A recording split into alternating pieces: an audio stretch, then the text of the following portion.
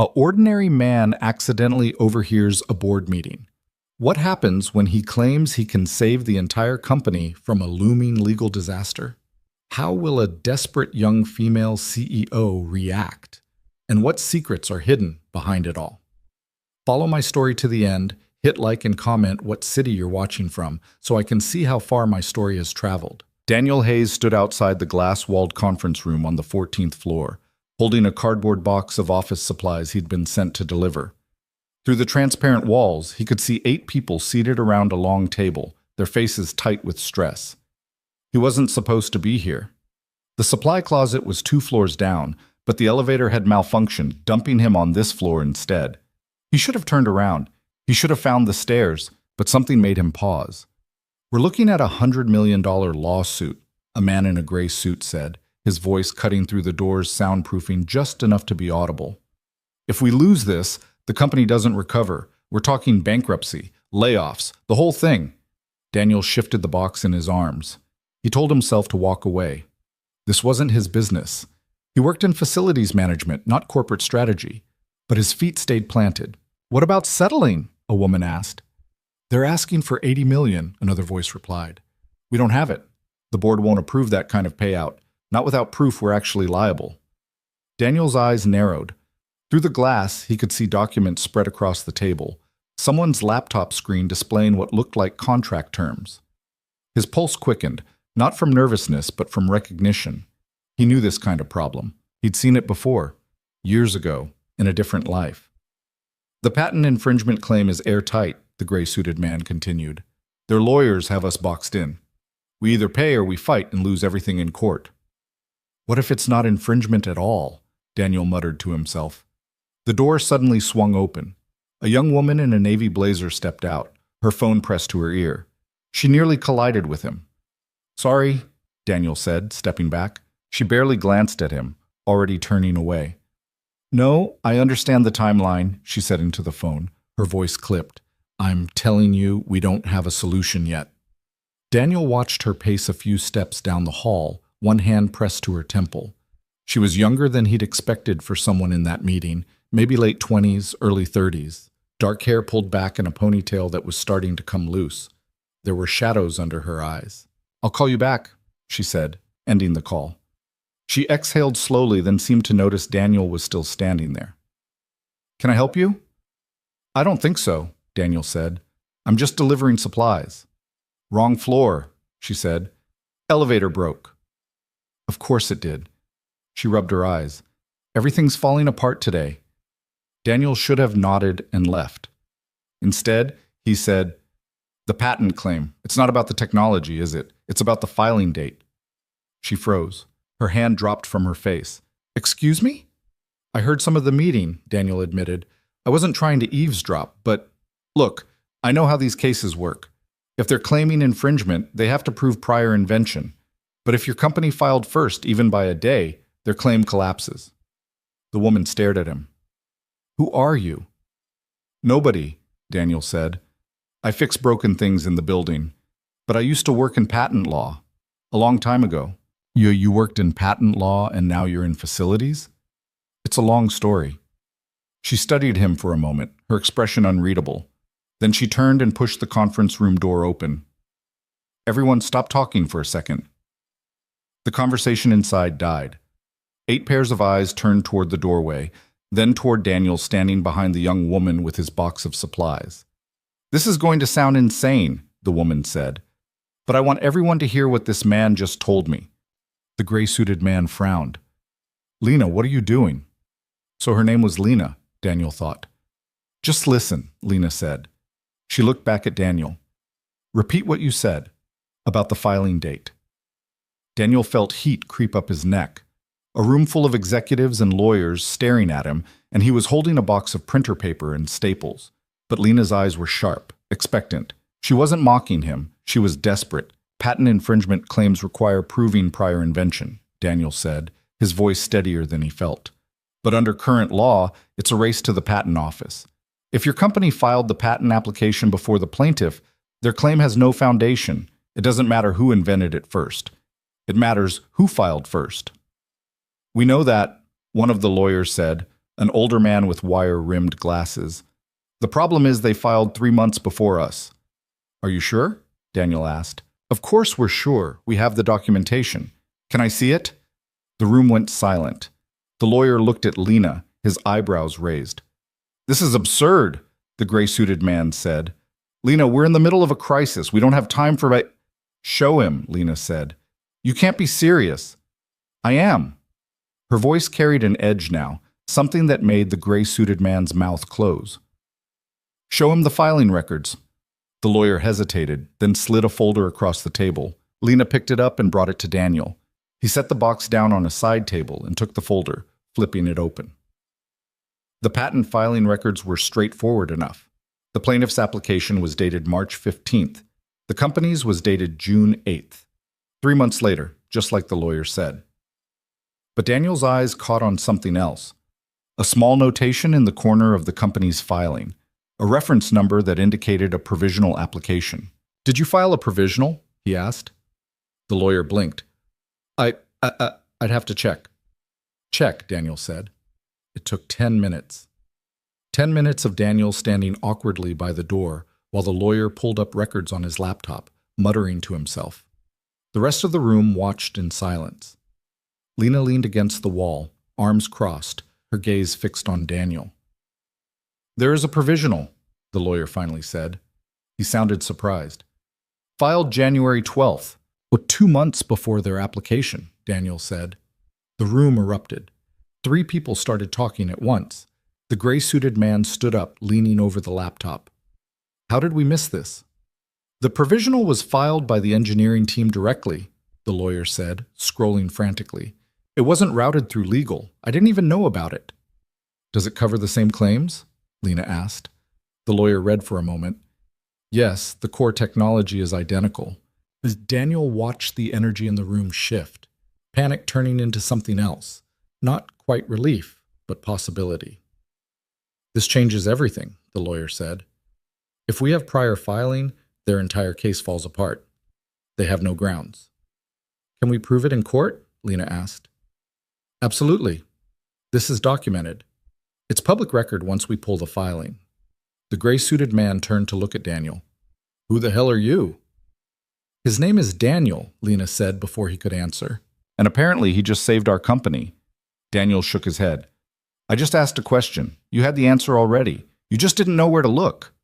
"That's what lawyers are supposed to do," the gray-suited man said. He looked at the lawyer with the wire-rimmed glasses. "Why didn't you catch this?" "Because I wasn't looking for a provisional," the lawyer said defensively. "The engineering team should have notified legal when they filed." "So it's engineering's fault?" "I'm not saying—" "Enough," Lena said.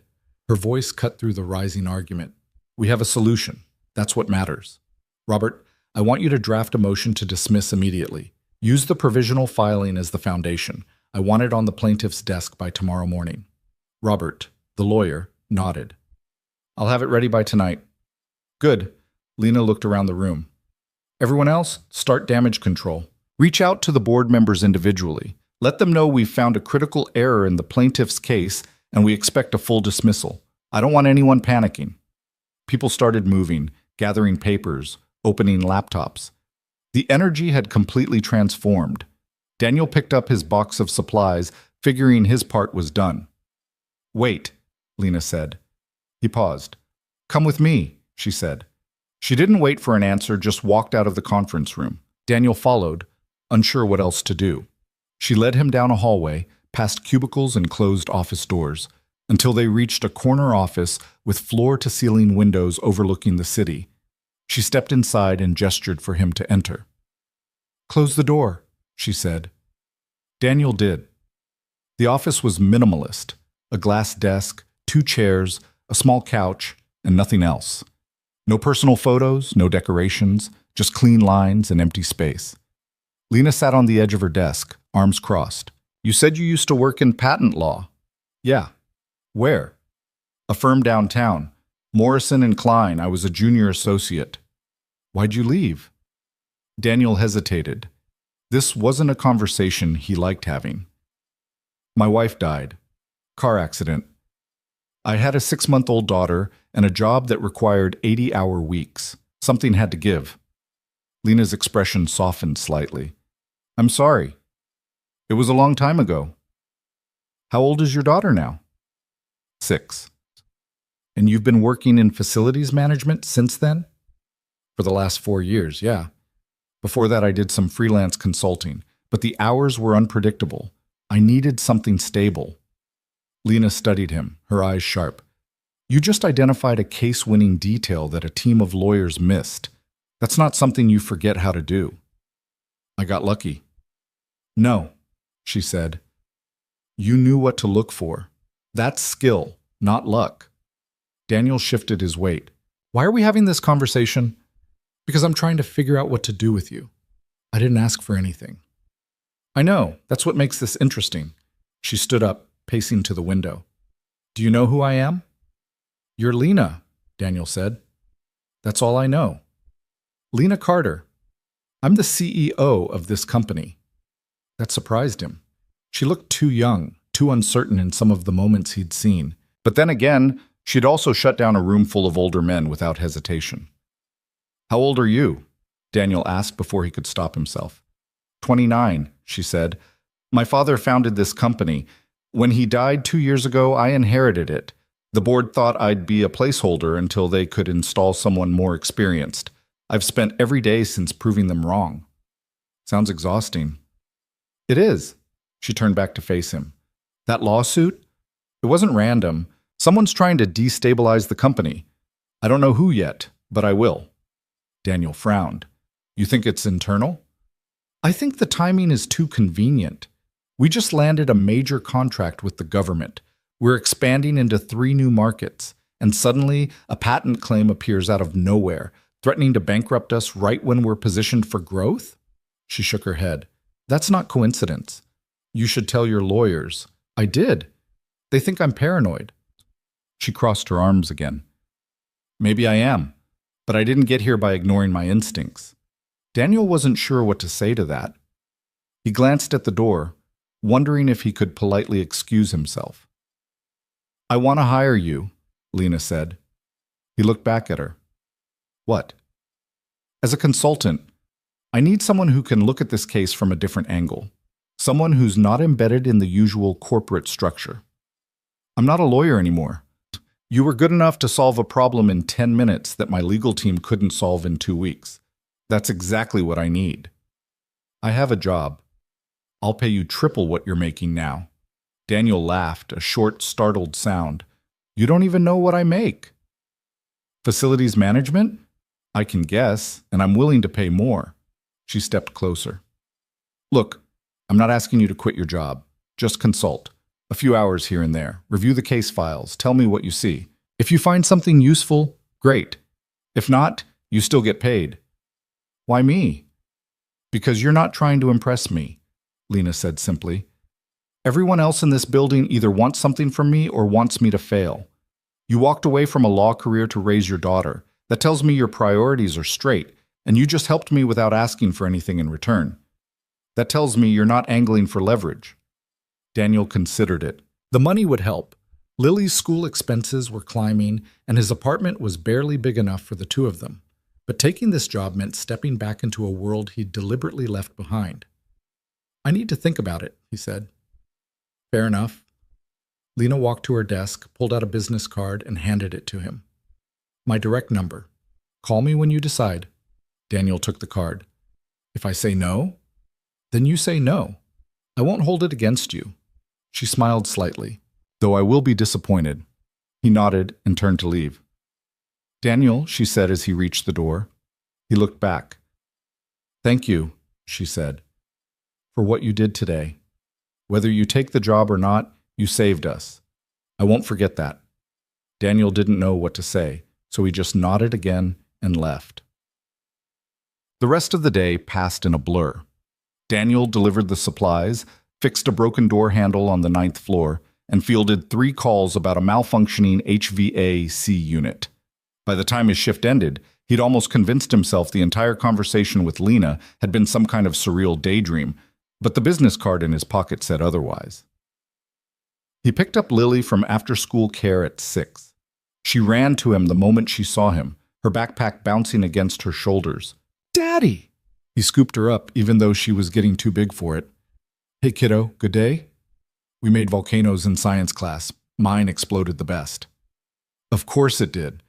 They walked to the bus stop, Lily chattering about her day. Daniel half listened, his mind elsewhere.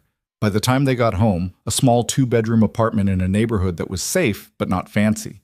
Lily had moved on to complaining about a boy in her class who kept stealing her erasers. "Tell the teacher," Daniel said, pulling leftover chicken and rice from the fridge.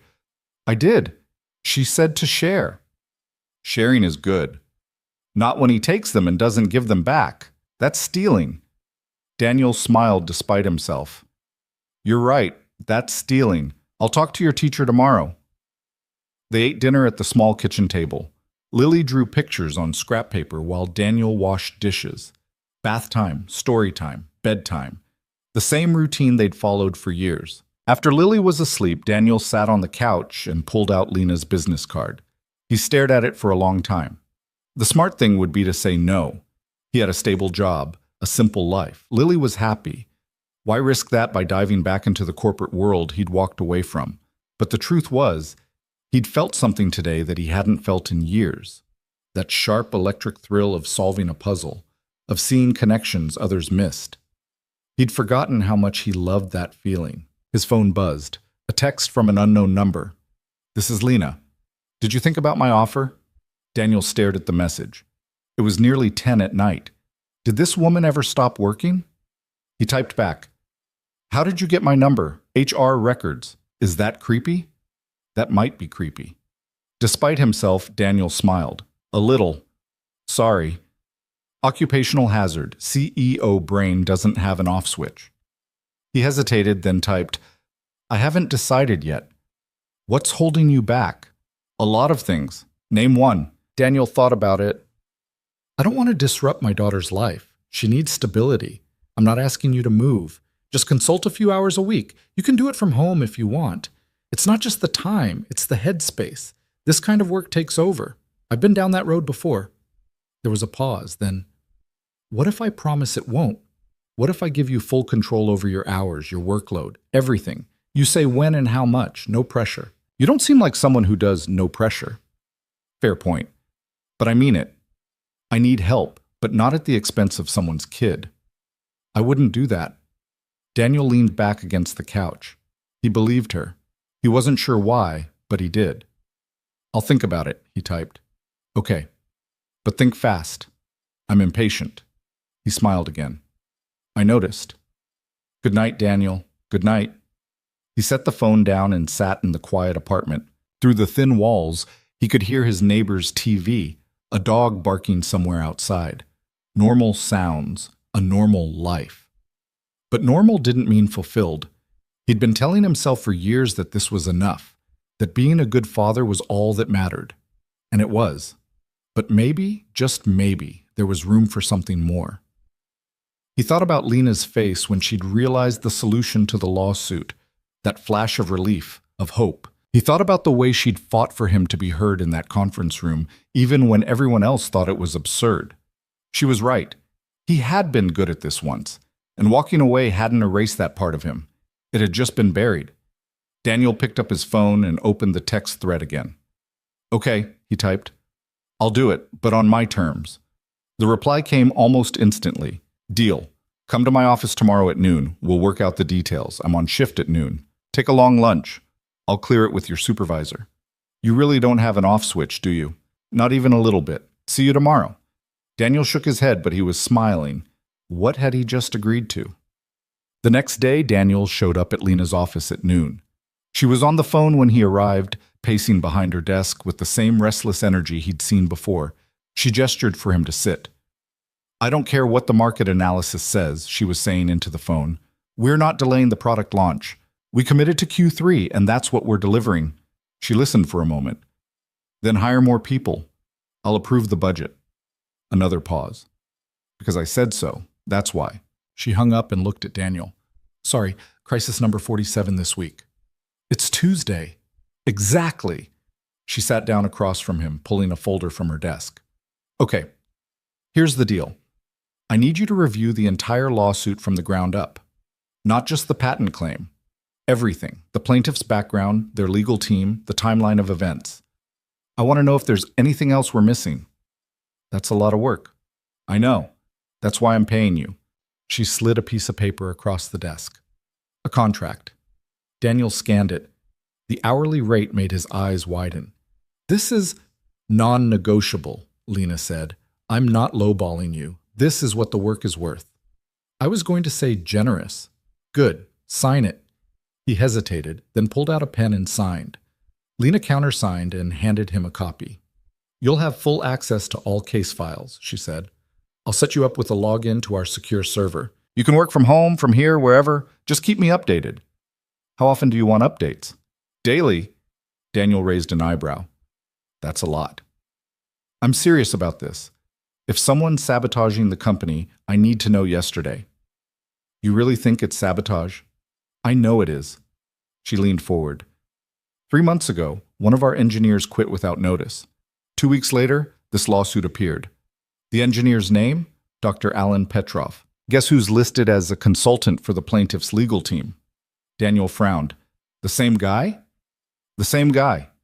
He worked here for 6 years. He had access to all our proprietary research. And now he's helping someone sue us for patent infringement on technology he helped develop. That's a conflict of interest. It's more than that. It's corporate espionage. Lena's jaw tightened. But I can't prove it yet. That's where you come in. Daniel felt the familiar pull again, the puzzle demanding to be solved. I'll need to see everything. Employment records, email logs, the original research documentation. You'll have it by end of day. And if I find something, then we bury whoever's behind this. The way she said it, calm, cold, certain, sent a chill through Daniel. This wasn't just business for her. This was personal. One more thing, Lena said. I need you to keep this confidential. Don't tell anyone what you're working on. Not your friends, not your family. No one. Why? Because I don't know who I can trust yet. The board, my executives, even my legal team. Someone could be feeding information to the other side. Until I know who, everyone's a potential leak. Daniel nodded slowly. Okay. I mean it, Daniel. This is serious. I understand. She studied him for a moment, then relaxed slightly. Good. Now get out of here before your lunch break ends. I don't want you getting in trouble with your boss. Daniel stood, tucking the contract into his jacket. Thanks for this. Don't thank me yet. You haven't seen how much work I'm about to dump on you. He smiled. I'll manage. As he reached the door, Lena called out again. Daniel? He turned. I'm glad you said yes, she said quietly. Me too, he said. And he meant it. The files arrived at 7 that evening, just as Daniel was helping Lily with her math homework. His phone buzzed with an email notification, a secure link to the company's document server, along with a temporary password and a note from Lena. Everything you asked for, plus some things you didn't. Good luck. Daniel clicked through while Lily wrestled with multiplication tables beside him. The sheer volume of material made his stomach drop. Hundreds of documents. Employment records spanning 6 years for Dr. Alan Petrov. Email chains, research logs, patent applications, legal filings, depositions, financial statements. Daddy, what's 7 times 8? 56, Daniel said absently, scrolling through a folder labeled Confidential Research Notes. How do you know that so fast? Practice. He glanced at her worksheet. You're doing fine. Keep going. Lily chewed on her pencil, frowning at the paper. Daniel forced himself to close the laptop. Work could wait. This couldn't. They finished homework together, then watched a nature documentary about wolves that Lily had been excited about all week. She fell asleep halfway through, curled against his side on the couch. Daniel carried her to bed, tucked her in, and returned to the living room where his laptop waited like a dare. He opened it. The first thing he looked for was the timeline. When did Petrov leave? When did the lawsuit appear? Lena had said 2 weeks, but Daniel wanted exact dates. Petrov's resignation letter was dated November 3rd. It was brief, almost curt. Effective immediately, personal reasons, grateful for the opportunity. No 2 weeks' notice, no explanation. The lawsuit was filed November 18th, 15 days later. Daniel sat back. That wasn't just suspicious. That was coordinated. He dug into Petrov's employment file. The man had joined the company 6 years ago as a senior research engineer.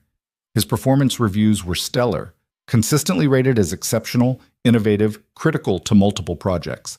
His salary had increased steadily. He'd even received a retention bonus 18 months ago. So why quit without notice? Daniel opened Petrov's email archive. Thousands of messages. He filtered by the last 3 months before the resignation, looking for anything unusual. Most of it was routine work correspondence, technical discussions with other engineers, meeting notes, project updates. But then, buried in a thread from October 15th, Daniel found something odd. The email was from Petrov to someone named Marcus Webb with the subject line, Re-Opportunity. Daniel clicked it open. Marcus, I've given your proposal serious thought. The timeline is aggressive, but I believe it's achievable. However, I'll need certain assurances before proceeding. Let's discuss in person, not at the office. A P. Daniel frowned. Who was Marcus Webb? The name didn't appear anywhere else in Petrov's work emails. He ran a search through the company directory. No Marcus Webb employed there, currently or previously. He expanded the search to the lawsuit documents. And there it was. Marcus Webb, listed as the CEO of Helios Dynamics, the company suing Lena's firm for patent infringement. Daniel's pulse quickened. Petrov had been in contact with the plaintiff's CEO a month before quitting. That wasn't coincidence. That was conspiracy. He kept reading. The email thread was sparse, only 3 messages total, all carefully worded, nothing explicitly incriminating. But the implication was clear. Petrov and Webb had been planning something together. Daniel checked the metadata on the emails. All sent from Petrov's personal account, not his work email. Smart, harder to trace. But he'd made one mistake. He'd forwarded one of Webb's messages to his work account, probably by accident. That's how it ended up in the archive. Daniel leaned back, rubbing his eyes. It was past midnight. He should sleep. But his mind was racing, connecting dots, building a picture. He pulled up the research documentation next. The technology at the center of the lawsuit was something called an adaptive neural processor, a type of AI chip that could reconfigure itself based on real-time data inputs. Cutting-edge stuff. The kind of thing worth $100 million. Petrov had been the lead engineer on the project. His fingerprints were all over the development notes, the testing protocols, the patent application. Daniel cross-referenced the company's patent filing with Helios Dynamics filing. The technology described was nearly identical, but Helios's version had small variations, tweaks to the processing architecture, changes in the cooling system design. Enough to argue it was a separate invention, but not enough to hide the fact that it was based on the same core research. This wasn't independent invention. This was theft. But how had Helios filed first? The company's provisional patent was dated January 12th. Helios's application was dated March 15th. The company should have had priority, unless Helios had filed a provisional application too. Daniel dug into the public patent database, searching for any Helios filings. It took 20 minutes of wading through technical jargon and serial numbers, but he found it, a provisional application filed by Helios on December 28th of the previous year, 2 weeks before the company's filing. Daniel's jaw tightened. That meant someone had given Helios access to the research before the company filed its own provisional. And the only person with that level of access who also had contact with Helios's CEO was Alan Petrov. He grabbed his phone and texted Lena. "Are you awake?" The reply came within seconds. "Unfortunately, what did you find? Call me." His phone rang immediately. "Tell me," Lena said without preamble. Daniel walked her through it. The emails, the timeline, the patent filings. She listened without interrupting, and he could almost hear her mind working through the implications. "So Petrov stole the research and gave it to Webb," she said when he finished. "That's what it looks like. He probably fed them enough information to file their own provisional before you did. Then he quit, waited for the lawsuit to land, and signed on as their consultant to twist the knife. Why? Money, probably. Webb must have offered him something too good to refuse. "We need to prove it," Lena said. "Emails and timelines are suggestive, but not definitive. A good lawyer could argue coincidence." "I know, but there's more to find. Petrov wouldn't have done this alone. He would have needed help inside the company, someone to cover his tracks, maybe someone to keep feeding Helios information after he left. You think we have a mole? I think it's possible. Lena was quiet for a moment. Who would have access to that level of research? Senior engineers, department heads, anyone in the executive chain who oversees R&D. That's half the leadership team. I know. Damn it. He heard her exhale sharply. Okay, keep digging. I'll start watching people more carefully. See if anyone's acting strange. Be careful, Daniel said. If someone is feeding Helios information, they'll notice if you start asking questions. I'm always careful. Lena, I mean it. I've been navigating corporate sharks for 2 years. I know how to keep my cards close. Daniel wasn't entirely convinced, but he let it drop. I'll have more for you tomorrow. Good. And Daniel? Yeah? Thank you for taking this seriously. It's my job now. It's more than that. You could have just skimmed the files and given me a surface-level report, but you're going deep. I appreciate it. Daniel didn't know what to say to that, so he just said, "Get some sleep." You too. They hung up. Daniel stared at the laptop screen for another few minutes, then forced himself to close it. His brain was buzzing, his thoughts tangled. He needed rest, but sleep didn't come easily. He lay in bed, staring at the ceiling, replaying everything he'd found. Somewhere in those files was the proof they needed. He just had to keep looking. The next morning, Daniel dropped Lily at school and headed to work. His supervisor, a gruff man named Tom who ran the facilities department, was waiting for him in the break room. "Heard you're doing some consulting work for Ms. Carter," Tom said, pouring coffee into a chipped mug. Daniel tensed. "Yeah, she asked me to review some documents. Must be paying you well." "It's fine."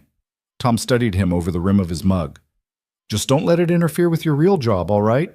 I need you fixing things, not buried in paperwork." "It won't interfere." "Good." Tom set the mug down. "Also, she cleared you to take afternoons off if you need.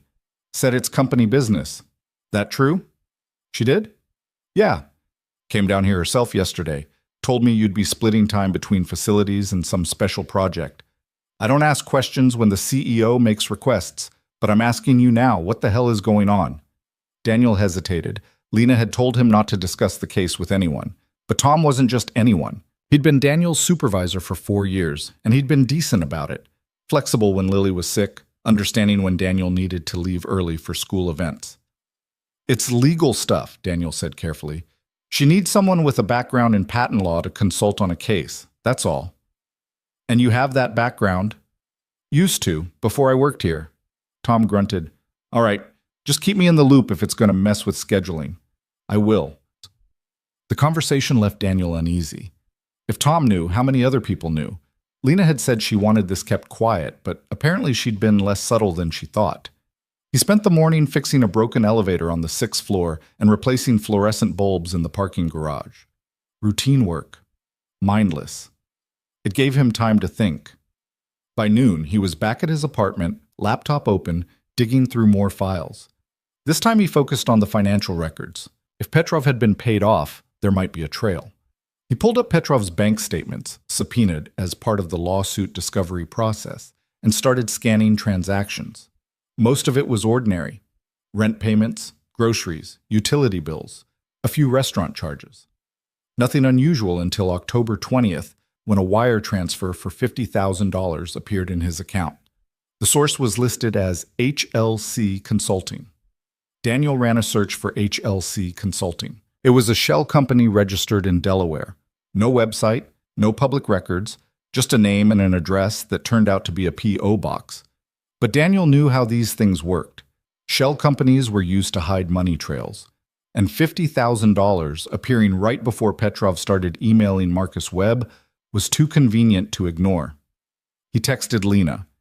Found a payment to Petrov. 50 grand from a shell company, October 20th. Her reply. Can you trace the shell company? Not easily, but I can try. Do it. I'll see if our financial team can help. Daniel spent the next 2 hours trying to unravel HLC Consulting's ownership structure. It was a mess of holding companies and offshore accounts, deliberately designed to obscure the money's origin. But buried deep in the corporate filings, he found a name, Webb Capital Holdings. Marcus Webb's investment firm. Daniel sat back, a grim satisfaction settling over him. There it was, the smoking gun. He called Lena. Webb paid Petrov directly, he said when she answered. $50,000 funneled through a shell company to hide the source, but I traced it back to Webb's personal investment firm. That's bribery, Lena said, her voice tight. That's conspiracy. We can use this. Maybe, but it's still circumstantial. A good lawyer could argue the payment was for unrelated consulting work. It's not unrelated when it happens the same month Petrov starts emailing Webb about an opportunity. I agree, but we need more. We need something that directly ties the payment to the theft of your research. Lena was quiet for a moment. What if we flip Petrov? What do you mean? Offer him immunity. Get him to testify against Webb in exchange for dropping charges. You'd have to file charges first, and that means going public with what we know. Not necessarily.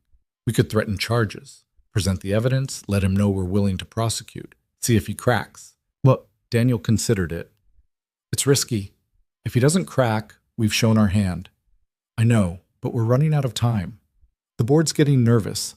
If I don't resolve this lawsuit soon, they're going to push for a settlement, and settling means admitting guilt, even if we're not. It destroys our credibility. Daniel heard the strain in her voice. She was holding this company together by sheer force of will, and the pressure was starting to show. Let me keep digging, he said. There might be more. Emails we haven't found yet, financial records, something. How long? A few more days. Lena sighed. All right, but keep me updated, every step. I will. They hung up. Daniel rubbed his face, exhaustion creeping in. He'd slept maybe 4 hours last night, and the work was starting to blur together. His phone buzzed, a text from the school. Lily has a fever. Please pick up. Daniel's stomach dropped. He grabbed his keys and was out the door in under a minute. When he arrived at the school, Lily was sitting in the nurse's office, looking small and miserable. Her cheeks were flushed, her eyes glassy. Hey, kiddo, Daniel said, kneeling in front of her. Not feeling good? She shook her head. My throat hurts. He pressed his hand to her forehead. She was burning up. Let's get you home, he said. The nurse handed him a note about symptoms to watch for, and Daniel carried Lily to the car. She leaned against him the whole drive, quiet and listless. At home, he set her up on the couch with a blanket and a cup of water. He gave her children's ibuprofen and put on her favorite cartoon. She fell asleep within minutes. Daniel sat beside her, watching her breathe. This was the reality of his life. He could chase corporate conspiracies and dissect legal cases. But at the end of the day, he was still a single father whose world stopped the moment his daughter got sick. His phone buzzed, a text from Lena. Found something? Can you come to the office? He typed back, Lily's sick. I'm home with her. Is she okay? Just a fever. She'll be fine. Do you need anything? The question surprised him. Most people didn't ask. They just said feel better and moved on. We're okay. Thanks. Let me know if that changes. Daniel set the phone down and looked at Lily's sleeping face. She looked so much like her mother. Same dark curls, same stubborn chin. He'd spent 6 years trying to be both parents, and most days he felt like he was barely managing one. But Lily was happy. That was what mattered. She had friends, she did well in school, she laughed easily. He'd given her stability, even if it meant sacrificing his own ambitions. Except now those ambitions were creeping back in. Late nights reviewing files, early mornings researching shell companies. His mind was engaged in a way it hadn't been in years, and he couldn't deny that part of him loved it. But at what cost? He stayed home with Lily the rest of the day and through the next. Her fever broke on the second night, and by the third morning she was back to her usual self, demanding pancakes and asking if she could go back to school. Not yet, Daniel said. One more day to make sure you're really better. But I'm bored. Then read a book, or draw, or play quietly.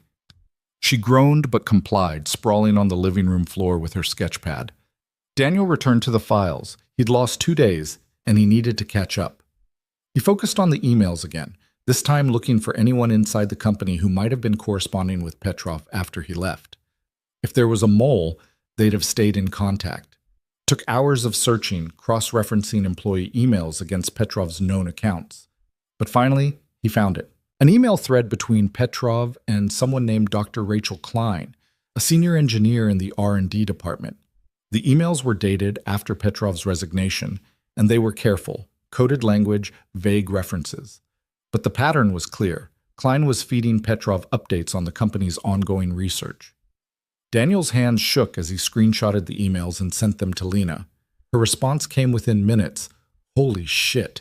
Klein's been with us for 8 years. She's one of our top people. She's also your mole, Daniel typed back. We need to confront her. Not yet. If you confront her now, she'll delete everything and lawyer up. We need to gather more evidence first. How long? A day? Maybe 2? I don't have 2 days. The board's meeting tomorrow to vote on the settlement. Daniel's chest tightened. Lena, if you rush this, I know, but I can't let them settle. It'll destroy everything I've built. Daniel thought fast. Then stall them. Tell them you found new evidence. Buy yourself 48 hours. There was a long pause. Then, all right, I'll try. But you need to find me something concrete by then. I will. He hoped that was true. The next day, with Lily back in school, Daniel worked non-stop. He combed through every email Rachel Klein had sent in the last year, looking for anything that confirmed her involvement. And then he found it. An email from Klein to Petrov dated 3 weeks ago. Latest test results attached. Webb will want to see these. She'd attached a file, a research report marked confidential. Daniel opened it. It was a detailed analysis of the adaptive neural processor's performance metrics, including data from tests conducted after Petrov had left the company. Data he shouldn't have had access to. This was it. Proof that Klein had been actively stealing research and passing it to Petrov, who was passing it to Webb. Daniel called Lena immediately. I have it, he said. Klein sent Petrov confidential test results 3 weeks ago. She mentions Webb by name. This is direct evidence of ongoing corporate espionage. Send it to me. Now. He forwarded the email. He could hear Lena typing on the other end, her breathing quick. This is enough, she said. I'm calling an emergency board meeting. We're taking this to the authorities. What about Klein? I'm having her escorted out of the building as we speak. Security's already on it. Daniel felt a mix of relief and unease. Lena, be careful. If Webb finds out we're moving against him, let him find out. I'm done playing defense. There was steel in her voice now, a resolve that hadn't been there before. I'll keep you posted, she said, and hung up. Daniel sat in his quiet apartment, the laptop screen glowing in front of him. He'd done what Lena had asked. He'd found the evidence, but something about this felt unfinished, like they were missing a piece of the puzzle. His phone buzzed, a text from an unknown number. You should stop digging. Daniel stared at the message, his pulse spiking. He typed back. Who is this? No response. He tried calling the number. It rang once, then disconnected. Another text appeared. You're putting people in danger. Walk away. Daniel's hands tightened on the phone. Someone was watching. Someone knew what he was doing. He forwarded the text to Lena, then immediately called her. I just got a threat, he said when she answered. What kind of threat? He read her the messages. Lena swore softly. They're trying to scare you off. It's working. Don't let it. This means we're close. They wouldn't bother threatening you if we weren't. Or it means they're willing to escalate. Either way, we can't stop now. Her voice softened slightly. Are you safe? Is Lily safe? I think so, but I don't know. I'm sending a security detail to your building. They'll keep an eye on things. Lena, that's not necessary. Yes, it is. You're helping me, which means you're a target. I'm not letting anything happen to you or your daughter. Daniel wanted to argue, but the fear sitting cold in his stomach wouldn't let him. Okay, I'll call you later. Don't go anywhere alone. She hung up. Daniel sat frozen, staring at the threatening texts on his screen. What had he gotten himself into? The security detail arrived an hour later, 2 men in dark suits who introduced themselves as contractors hired by the company. They parked across the street from Daniel's apartment building and stayed there, visible but unobtrusive. Daniel watched them from his window, feeling both safer and more paranoid. He picked Lily up from school himself that afternoon, instead of letting her take the bus. She chattered about a science project the whole way home, oblivious to the tension coiled in his shoulders. Can we get ice cream? She asked as they passed the corner shop. Not today. Why not? Because I said so. She went quiet, and Daniel immediately felt guilty. He was letting his fear bleed into his parenting, snapping at her for no reason. Maybe tomorrow, he said, softening his tone. If you're good tonight. I'm always good. He smiled despite himself. Yeah, you are. At home, he made her a snack and set her up with homework while he returned to the laptop. The threatening text still sat on his phone, unanswered. He'd thought about responding, asking more questions, but Lena was right. Silence was probably smarter. His email pinged. A message from Lena with the subject line, Board Meeting Update. He opened it. The board voted to delay the settlement for 72 hours. I presented the evidence against Klein and told them we're pursuing criminal charges for corporate espionage. Half of them think I'm brilliant. The other half think I'm insane. Typical day. I need you to keep digging. There's something bigger here. I can feel it. Call me tonight after Lily's asleep. Daniel read the message twice, then closed the laptop. Something bigger. He'd been thinking the same thing. The pieces fit too neatly. Petrov steals research, gets paid by Webb, quits, helps file a lawsuit. Klein feeds him ongoing updates to strengthen Helios's case. It was a solid plan, well executed. But why? A $100 million lawsuit was huge, but companies like Helios didn't burn bridges and risk criminal charges just for money. There had to be another motive. He spent the evening distracted, half present, while Lily showed him her drawings and asked him to quiz her on spelling words. By the time she went to bed, his mind was already back on the case. He called Lena at 9. Tell me what you're thinking, she said immediately. I think this isn't just about the lawsuit, Daniel said. I think Webb wants your company. What do you mean? Think about it. The lawsuit threatens bankruptcy. Your stock price drops. The board panics. Investors pull out. And then what? Someone swoops in with a buyout offer at a fraction of the company's real value. Lena was quiet for a moment. You think Webb's trying to force a hostile takeover? It makes sense. He destabilizes you with the lawsuit, waits for the value to tank, then offers to acquire you. The board would probably take the deal just to stop the bleeding. That's insane. Is it? You said yourself someone's trying to sabotage the company. This is how you do it. You don't just attack from the outside. You weaken from within, then move in when the target's vulnerable. If you're right, that means someone on my board is working with him. Daniel heard the tension in her voice, the realization settling in. Yeah, probably. Who?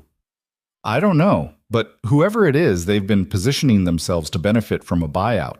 Look at the board members. Who stands to gain if the company gets sold? All of them, technically. They all have equity. But who's been pushing hardest for a settlement? Who's been undermining your leadership? Lena didn't answer right away. He could hear her breathing, thinking. Richard Moss, she finally said. He's been the loudest critic since day one, constantly questioning my decisions, rallying other board members against me. I thought he was just a traditionalist who didn't want a young woman running the company. Maybe.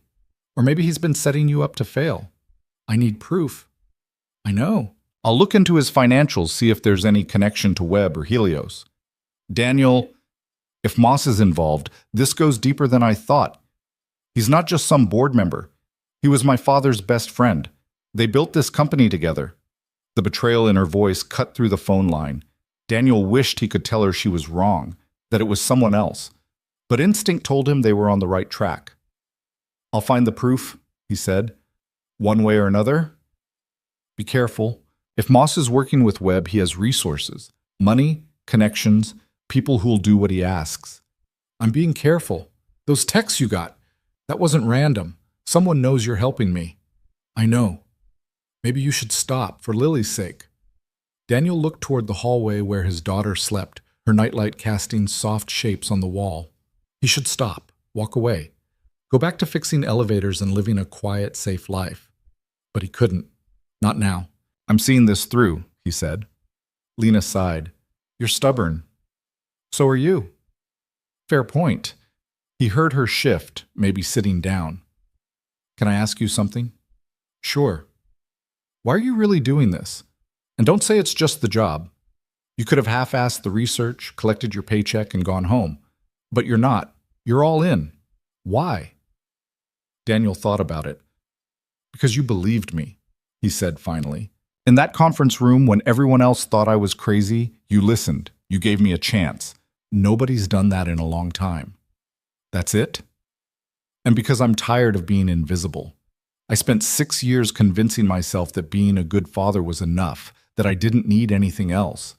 But the truth is, I miss this. I miss solving problems, using my brain for something other than figuring out why the break room microwave stopped working. Lena laughed softly. You're good at it. The solving problems part, I mean. I don't know about the microwave. I'm excellent with microwaves. I'm sure you are. Her voice turned serious again.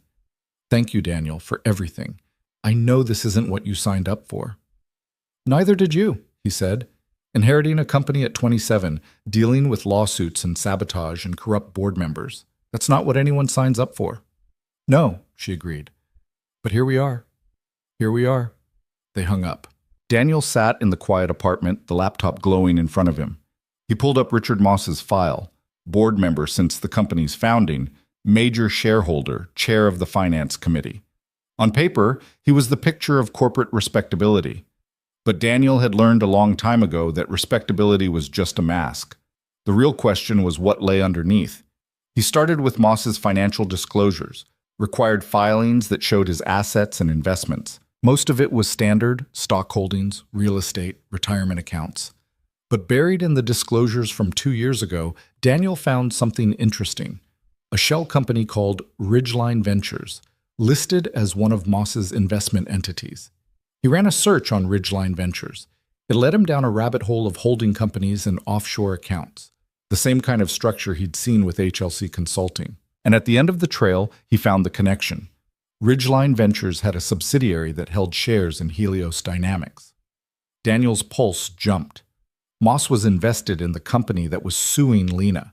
That wasn't just a conflict of interest. That was proof of conspiracy. He screenshotted everything, documented the ownership chain, and sent it to Lena with a message.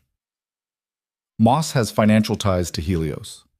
He's been invested in them for at least 2 years. This is your board trader. Her reply came fast. I'm calling an emergency meeting tomorrow morning. I'm removing him from the board.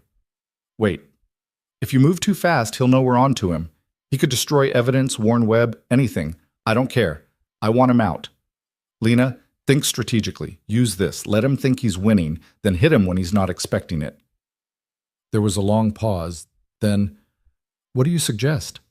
Let the board meeting happen. Let Moss keep pushing for settlement, but record everything. Get him on record advocating for a deal that benefits Helios.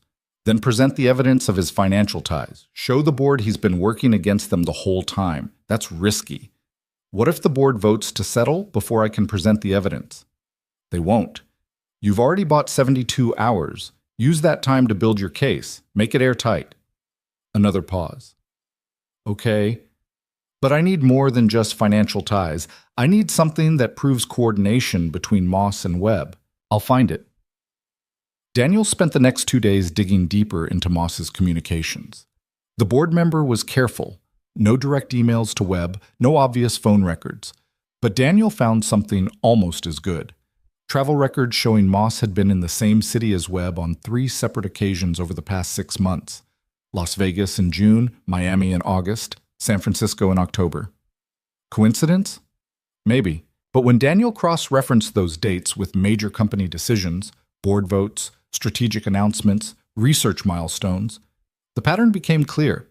Each trip happened right before a critical company event, and each time Moss had voted in a way that undermined Lena's position. June. Voted against expanding the R&D budget, which would have accelerated the neural processor development. August. Pushed for replacing Lena's chosen COO with someone Moss recommended, someone who turned out to be incompetent and was fired 3 months later. October. Argued for delaying the government contract negotiations, which nearly cost them the deal. Moss hadn't just been invested in Helios, he'd been actively sabotaging the company to help them. Daniel compiled everything into a report, the financial ties, the travel records, the voting patterns. He sent it to Lena late on the second night. She called him immediately. "This is it," she said, her voice tight with controlled anger. This is exactly what I need. What are you going to do?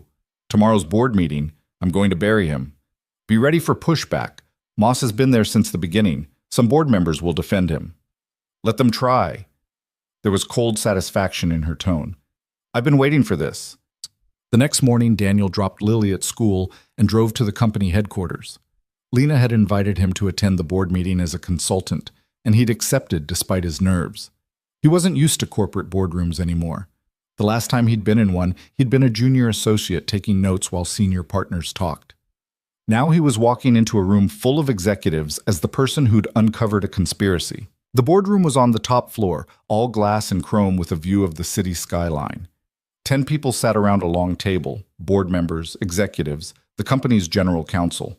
Lena sat at the head, composed and controlled. Moss sat 3 seats down, his expression neutral. Thank you all for coming on short notice, Lena began. I know we're here to discuss the settlement offer from Helios Dynamics. But before we vote, I want to present some new information that's come to light. Moss leaned back in his chair. More delays, Lena? The board's been patient, but we need to make a decision. And we will. But you'll want to hear this first. She nodded to Daniel. He stood, feeling every eye in the room turned toward him. Over the past 2 weeks, I've been investigating the origins of the Helios lawsuit, he began. His voice was steady, professional. What I found suggests this isn't a legitimate patent dispute. It's a coordinated attack designed to destabilize this company. He walked them through it. Petrov's resignation, the emails with Webb, the $50,000 payment, Klein's espionage. The board members listened, their expressions shifting from skepticism to concern. This is troubling, one woman said. But what does it have to do with the settlement? Everything, Lena said. Because the goal was never just to win the lawsuit. The goal was to force us into a position where we'd have to sell the company at a reduced value. That's speculation, Moss said sharply. Is it? Lena looked directly at him. Because I have evidence that suggests otherwise. She pulled up a presentation on the screen behind her. The first slide showed Moss's investment in Helios through Ridgeline Ventures. The room went silent. You have a financial stake in the company that's suing us, Lena said. You've been voting against every initiative that would strengthen our position, and you've been pushing hardest for settlement. Why is that, Richard? Moss's face had gone pale. This is outrageous. That investment is completely separate. Is it? Daniel interjected. Because the timing's interesting.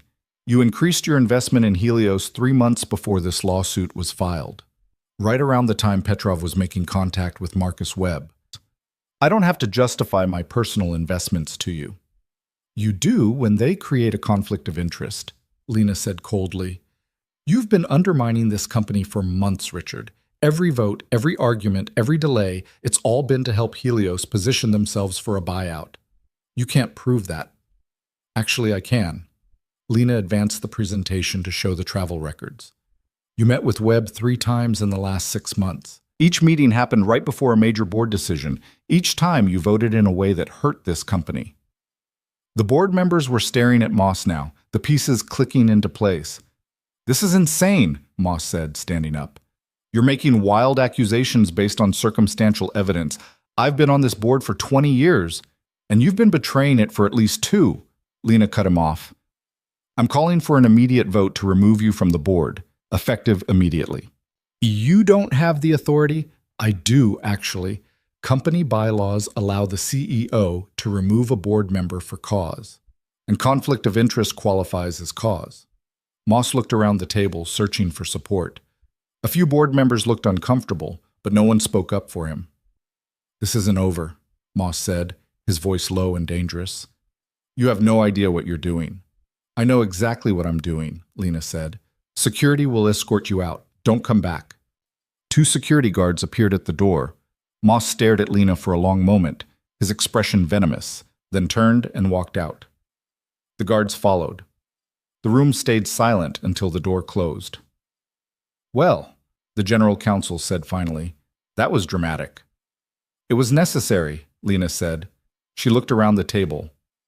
I know some of you have doubts about my leadership. I know you think I'm too young, too aggressive, too willing to take risks, but I'm not going to apologize for fighting to protect this company. My father built this from nothing, and I'm not letting anyone tear it down. One of the older board members, a man named Harold, cleared his throat. What's your plan now? We take the evidence to the authorities, Lena said. We file charges against Petrov, Klein, and Webb for corporate espionage and conspiracy.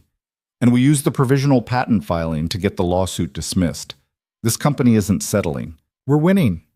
Harold studied her for a moment, then nodded. I'll support that. One by one, the other board members agreed. Even the ones who'd been skeptical of Lena seemed convinced now. The meeting ended 20 minutes later. As people filed out, Lena caught Daniel's arm. Thank you, she said quietly. You did the hard part. No, you gave me the ammunition. I just fired it. Daniel glanced toward the door where Moss had left. He's not going to take this quietly. I know, but let him try. I'm done being afraid of him.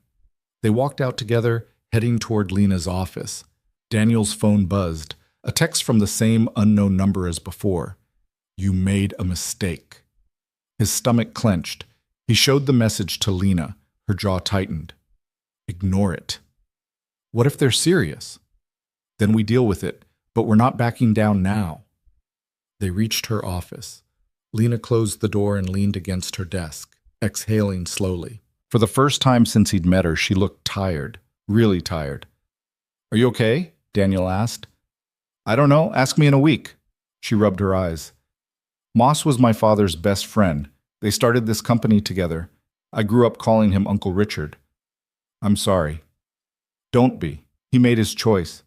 She looked at Daniel. What happens now? Now we wait for the authorities to build their case. And we prepare for Helios to come after you harder. You think they will? I think you just exposed their entire plan. They're not going to let that slide. Lena nodded slowly. Then we'd better be ready. Daniel's phone buzzed again. Another text. Last warning. Walk away or people get hurt. He showed it to Lena. This time, her expression didn't waver. Forward that to the police, she said, and to our head of security. I want increased protection on both of us. Lena, I mean it. If they're threatening you, they're threatening me too. We're in this together now. Daniel wanted to argue, to tell her he could handle it himself. But the truth was, he was scared. Not just for himself, but for Lily. Okay, he said. His phone rang. An actual call this time from the unknown number. Daniel stared at it, his heart pounding. Answer it, Lena said. Put it on speaker. He did. Mr. Hayes. The voice was male, smooth, unfamiliar. You've been very busy. Who is this? Someone who's trying to help you. You're in over your head. You don't understand what you're dealing with. Then explain it to me. It's simple. Walk away. Stop helping Ms. Carter. Go back to your normal life. If you do, nothing happens to you or your daughter. Daniel's blood went cold. You stay away from her. That's up to you. Make the smart choice, Mr. Hayes. This is your last chance. The line went dead. Daniel stood frozen, the phone still in his hand. Lena was watching him, her face pale. They know about Lily, Daniel said, his voice barely above a whisper. We'll protect her. I'll have security at her school, at your apartment. This isn't your problem. Yes, it is. You're helping me because I asked you to. That makes it my problem. Lena stepped closer. I'm not letting anything happen to your daughter. I promise you that. Daniel wanted to believe her, but promises didn't stop people who were willing to threaten a 6-year-old. His phone buzzed one more time. A photo. Lily on the playground at school, taken from a distance. Daniel's vision tunneled. He couldn't breathe. Let me see, Lena said gently. He handed her the phone. Her face went hard.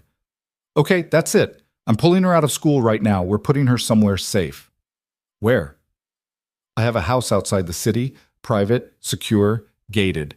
You and Lily can stay there until this is over. Lena, I can't just uproot her. You can, and you will. These people are serious, Daniel. They just proved it. She was right. He knew she was right. But the thought of telling Lily they had to leave, that she couldn't go to school or see her friends, made him feel like he was failing her all over again. I'll call the school, Lena said, already pulling out her phone. You go get her. Pack a bag. I'll have a car waiting. Daniel nodded numbly. Everything was moving too fast. Within an hour, he was pulling Lily out of class. She looked confused, a little scared. "What's wrong, Daddy?" "Nothing's wrong. We're just going on a little trip." "Where?" "Somewhere safe." She didn't understand, but she trusted him. She always did. That trust felt like a weight on his chest. They drove to a house an hour outside the city, a sprawling estate hidden behind tall gates and thick trees. Lena met them there with 2 security guards. "This is where you'll stay," she said, showing them inside. The house was big, too big, with high ceilings and too much empty space, but it was secure. Lily explored the rooms, wide-eyed. Daniel stood in the living room with Lena. "I'm sorry," she said. "Don't be. You didn't do this." "I asked for your help. That's the same thing." "No, I chose to help. That's on me." Lena looked at him, something unreadable in her expression. "We're going to finish this," she said. "Whatever it takes." Daniel believed her. He just hoped they'd all survive it. The first night in the safe house, Lily cried herself to sleep. She didn't understand why they'd left home, why she couldn't go to school, why everything felt wrong. Daniel sat on the edge of her bed, stroking her hair until her breathing evened out, hating himself for putting her through this. When he finally left her room, Lena was waiting in the hallway. "She'll be okay," Lena said quietly. "You don't know that. Kids are resilient. She'll adapt." Daniel wanted to snap at her, to tell her she didn't know anything about raising a child. But the exhaustion in Lena's eyes stopped him. She'd been working nonstop since the board meeting, coordinating with lawyers and law enforcement while trying to keep the company from falling apart. "Have you slept at all?" he asked instead. "Not much. You?" "Same." They stood in the dimly lit hallway, 2 people who'd been strangers 3 weeks ago, now bound together by conspiracy and fear. "The FBI wants to talk to you tomorrow," Lena said, "about the threats. They're taking it seriously." "Good. They also want everything you found on Moss and Webb, the emails, the financial records, all of it." Daniel nodded. "I'll send it over tonight." "Daniel," she hesitated. "If you want out, I'll understand. I can find another consultant, someone who doesn't have a 6-year-old to worry about." "No." "You didn't even think about it." "I don't need to. We're finishing this." Lena studied him, and something shifted in her expression. Gratitude, maybe, or respect. "Okay, then let's finish it." She left a few minutes later, driven back to the city by one of the security guards. Daniel stood at the window and watched the taillights disappear down the long driveway. The house felt too big, too empty. He checked on Lily one more time, then retreated to the guest room Lena had set up as a temporary office. His laptop was already there, along with a second monitor and a stack of files Lena's team had couriered over. Daniel sat down and opened his email. The FBI agent assigned to the case, a woman named Agent Reeves, had sent him a detailed questionnaire about the threats. He filled it out methodically, attaching screenshots of the texts and the photo of Lily. Then he returned to the files. If Webb and Moss were working together, there had to be more evidence, something definitive that would tie them together beyond circumstantial connections. He started with Webb's company, Helios Dynamics. On the surface, it looked legitimate, a mid-sized tech firm specializing in AI hardware, decent revenue, respectable client list. But when Daniel dug into their financial statements, inconsistencies appeared. Large cash infusions from unnamed investors, expenses that didn't match typical R&D costs, contracts with shell companies that had no obvious business purpose. It smelled like money laundering, or at least financial manipulation. Daniel cross-referenced Helios's shell company transactions with Moss's known holdings. 3 matches. 3 shell companies that appeared in both men's financial records, funneling money back and forth in a pattern that suggested coordination. He documented everything, building a timeline that showed money flowing from Moss to Webb and back again over the past 2 years. It wasn't proof of conspiracy on its own, but combined with everything else, it painted a damning picture. By the time he finished, it was past 3 in the morning. Daniel's eyes burned. He sent the findings to Lena and Agent Reeves, then forced himself to sleep. The next day brought a visit from the FBI. Agent Reeves was younger than Daniel expected, maybe mid-30s, with sharp eyes and a no-nonsense demeanor. She sat across from him in the safe house living room while Lily played in the next room, carefully out of earshot. Mr. Hayes, I've reviewed the materials you sent, Reeves said.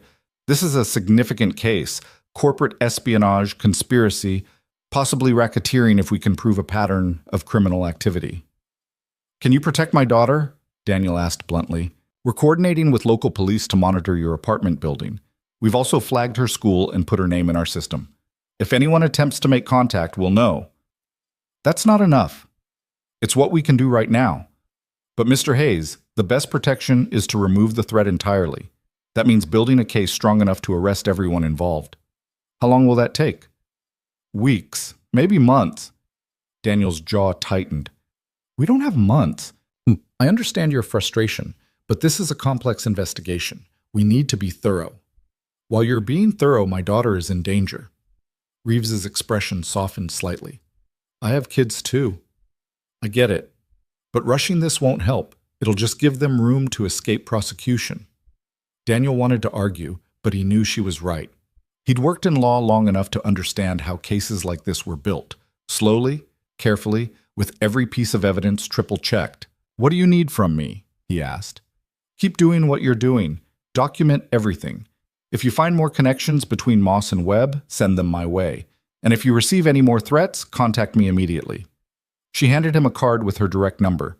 Daniel took it, feeling the weight of what she was really saying. You're on your own for now. After Reeves left, Daniel tried to distract himself by playing with Lily. They built a fort out of couch cushions, watched a movie, made cookies that turned out slightly burned. She seemed happier today, adjusting to the strangeness of the situation the way kids did.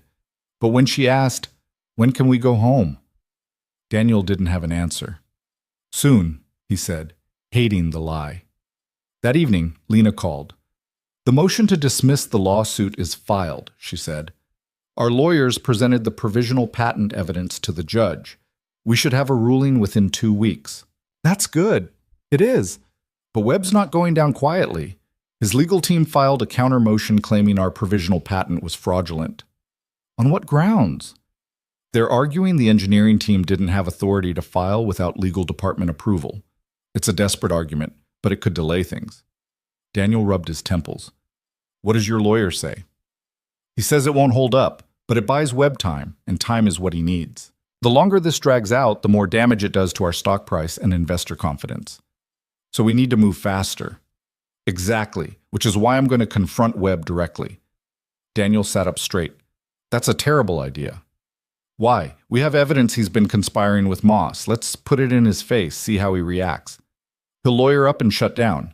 You won't get anything useful." "Maybe. Or maybe he'll make a mistake." "Lena, this isn't a negotiation. He threatened my daughter. He's not going to suddenly cooperate because you show up at his office." "I'm not asking him to cooperate. I'm letting him know we're not backing down." "And what does that accomplish besides putting a target on your back?" "I already have a target on my back. At least this way I'm facing it head on." Daniel recognized the tone in her voice, stubborn, determined, unwilling to be talked out of it. He'd heard it before, in the board meeting when she'd taken down Moss. "Then I'm coming with you," he said. "No, you need to stay with Lily." "Security can stay with Lily.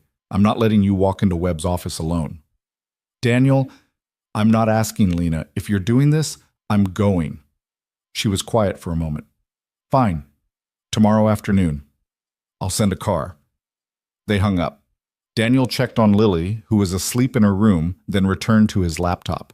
If they were confronting Webb, he wanted more ammunition.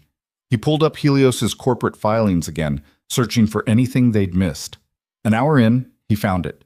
A document buried in an old securities filing. A list of Helios's original investors from when the company first incorporated. Most of the names were venture capital firms or private equity groups. But one stood out, Ridgeline Ventures. Moss hadn't just invested in Helios recently. He'd been involved from the very beginning. That changed everything.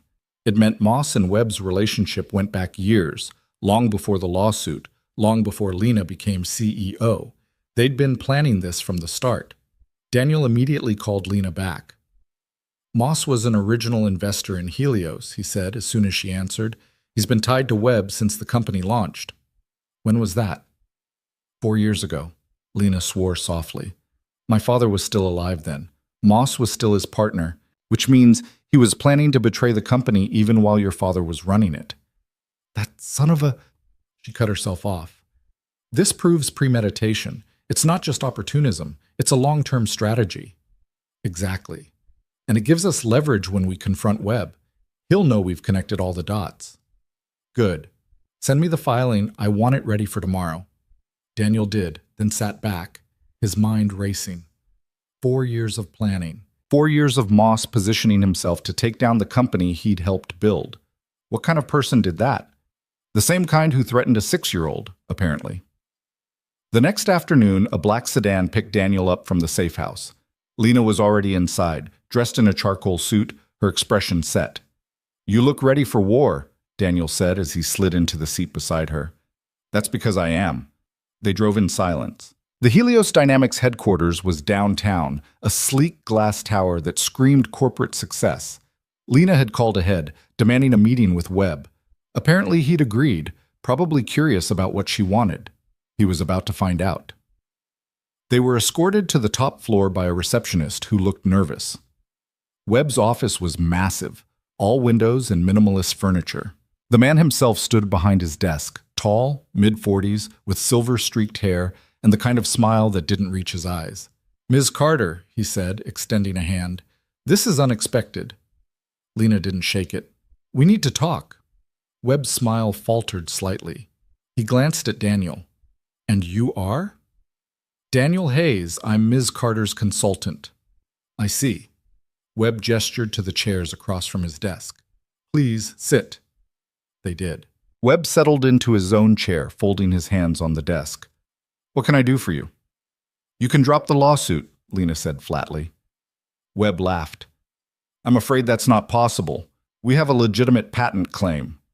"No, you don't. You filed your patent 3 months after we filed our provisional. Your entire case is fraudulent. That's for the court to decide. The court already has the evidence.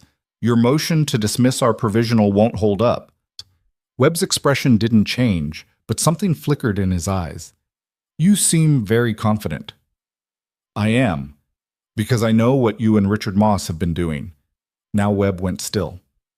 "I don't know what you're talking about." "Really?" Daniel pulled out a folder and slid it across the desk. "These are financial records showing Moss's investment in your company. Not just recently, from the very beginning. 4 years ago, when Helios was founded, Moss was one of your seed investors." Webb didn't touch the folder. "Investments are public record. That's not news." "What is news," Lena said, "is that Moss used his position on our board to sabotage us while feeding you proprietary research. That's corporate espionage. That's criminal conspiracy. You're making serious accusations without proof." "We have proof." Daniel opened the folder, pulling out printed emails. "Correspondence between your company and Dr. Alan Petrov showing coordination on patent filings. Financial transactions between shell companies controlled by you and Moss. Travel records placing you in the same cities at the same times, right before major board votes." Webb finally picked up the papers, scanning them. His face remained impassive, but his knuckles whitened slightly. "Even if any of this were true," he said slowly, "it wouldn't change the patent claim. We filed first. The technology is ours." "Except it's not," Lena said. "We have documentation proving our engineers developed that technology in-house, months before Petrov made contact with you, and we have testimony from Dr. Rachel Klein, who's cooperating with the FBI in exchange for immunity." That was a bluff. Klein hadn't agreed to cooperate yet, but Webb didn't know that. His jaw tightened. "The FBI?" "They're very interested in your business practices," Daniel said. "Money laundering, racketeering, conspiracy to commit fraud. You're looking at serious prison time."